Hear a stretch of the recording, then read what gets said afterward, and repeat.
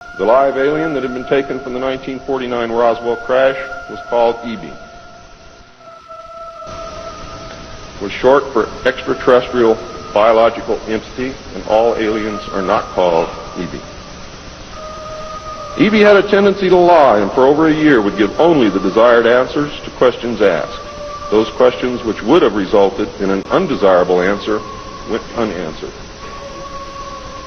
At some point during the second year of captivity, he began to open up, and the information derived from E.B.E. was startling, to say the least. And this compilation of his revelations became the foundation of what would later be finished, called the Yellow Book. Photographs were taken of E.B.E., which among others, I and Bill English were to view years later in Grudge 13. Why do they keep the aliens in a Faraday-shielded environment? Because they have a tendency to disappear right through walls.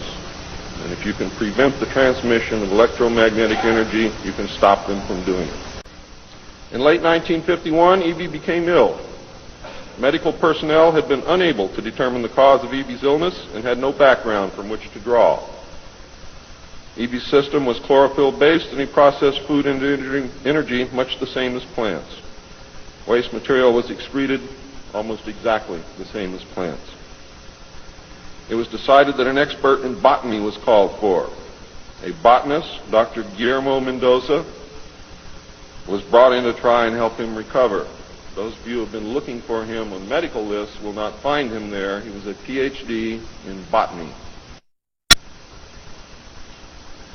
Dr. Mendoza worked to save E.B.E. until mid-1952 when E.B.E. died. Dr. Mendoza eventually, according to the information that I read, became the expert on at least this type alien biology.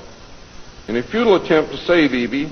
and to try and gain favor with this technological superior alien race, the United States began broadcasting a call for help early in 1952 into the vast regions of space.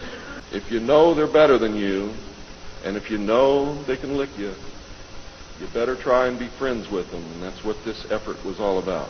The call went unanswered, but the project continued as an effort of good faith.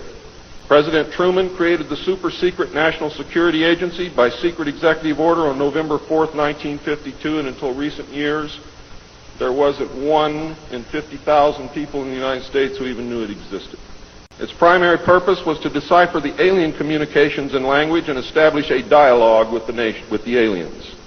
This most urgent task was a continuation of the earlier effort and was codenamed Sigma. The secondary purpose of the NSA was to monitor all communications